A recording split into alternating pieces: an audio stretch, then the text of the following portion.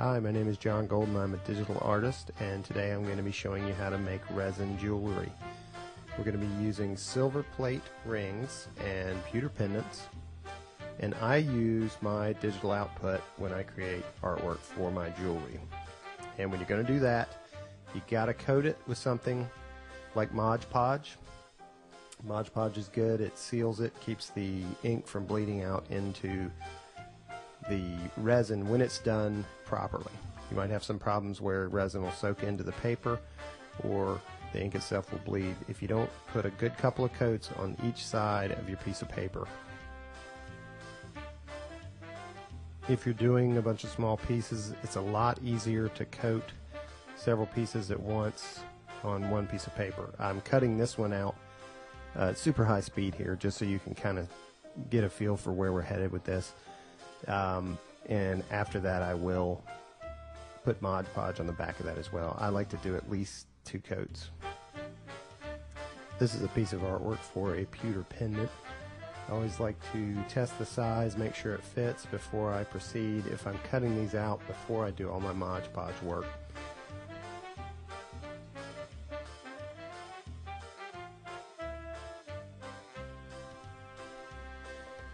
So this kind of shows you why you might want to put all your Mod Podge on the whole complete sheet rather than doing a little bit at a time with each piece. It's kind of hard to hold it and make sure you're getting a good coat. But for this particular tutorial, I wanted to go ahead and show you, give you the basic idea of how we need to seal this. We're going to take Mod Podge and put a good coating of it inside the pendant. And once we've done that, we can go ahead and glue the artwork down. And I like to use a burnisher to make sure I'm getting good contact and really get those edges down as much as possible. Once the pendant is glued down, I go back in and put a nice coat of Mod Podge on the top, and I try to build it up in the edges of the pendant as well, because that's where your weak spots are going to be, where the paper allows resin to seep in. And it will not really discolor, but it will look wet while the rest of your artwork will look more dry. And you can kind of see a nice thick coat of Mod Podge on this particular pendant.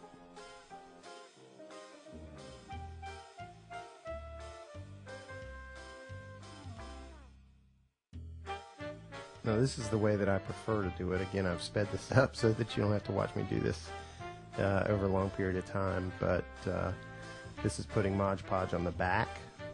You might, if you don't have a light table, you'd probably need to lift it up and down, let a little light show under it so you can tell if you're getting a good coat. And again, I like to do 2 coats.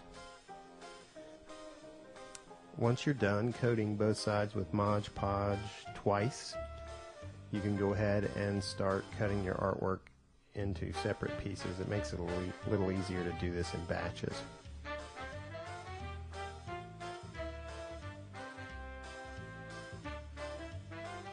I like to use really small scissors. They're just a lot easier to control. I've done this with an X-Acto knife before, and it's just a little harder for me personally to cut a circle that way. I go through all my pieces of artwork and cut them out. Go ahead and pair them up with a pendant or a ring, whichever you happen to be making at the time. And once I've done that, I'll worry about making sure the sizes are good for the particular pendant or ring that I've chosen. So you continue on. If you're doing this in batches, again, I recommend that because resin doesn't have a really long window of workability. So it's not suited to doing one thing at a time unless you're comfortable mixing up very small batches of resin.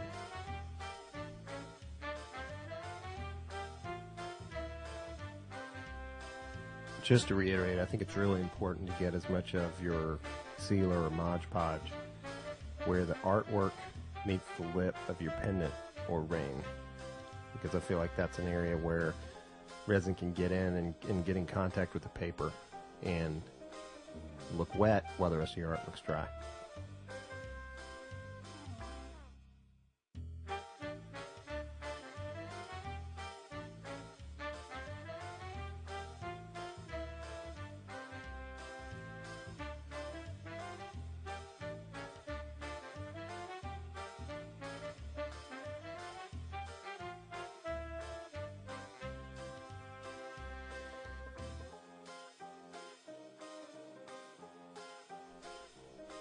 and make sure you get a really good coat of Mod Podge or sealer on top of that artwork.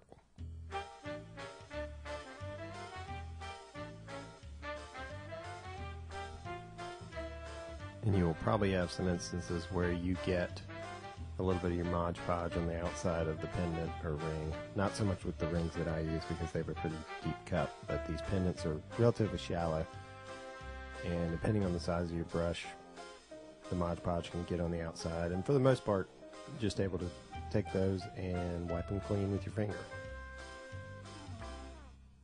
So that's it. We've got a bunch of pendants now ready to go. I will let them dry overnight and take a look at them again before I get ready to pour resin, because I don't want to have any, as I said, weak spots where resin can get in contact with the paper. So finally we get down to the business of pouring resin, and I like to do this outside because ventilation is crucial. One reason I don't like to do it outside is the amount of dust, pollen, things like that. So I clean my table, and then I take some sheets of wax paper and put those over the table anywhere that I think I'm going to be using resin.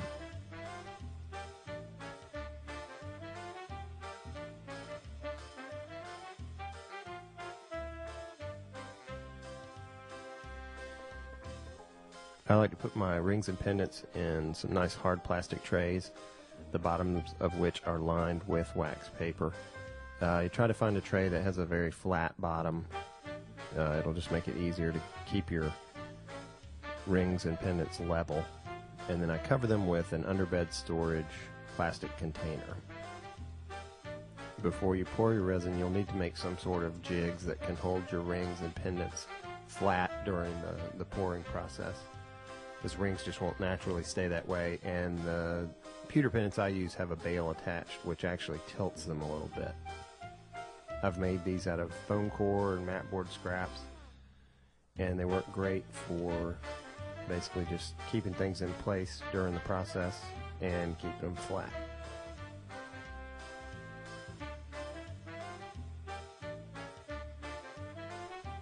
Here's a little side view for you so you can see kind of how this works.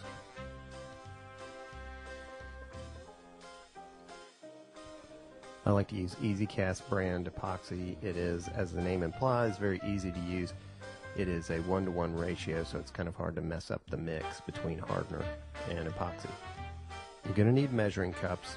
You can buy a disposable kind, or you can buy a less disposable kind, but really they're both going to end up disposable unless you've got time to really clean them up. You need vinyl or latex gloves, a couple of stirring sticks. I use popsicle sticks most of the time, and some disposable plastic cups. You don't want to use wax because that can get into the epoxy itself. You can have rubbing alcohol. That's supposed to clean up the epoxy while it's still wet. I have not tried it, and I like to put my epoxy in a clear condiment bottle before I dispense it, because it's just a little easier. And of course, wax paper is good to have. Cover everything up. It makes cleanup a lot easier. Something else you're probably going to want is a timer, because you need to mix Easy Cast for 2 minutes during 2 different parts. So it's good to have this, something that's easy to set and reset.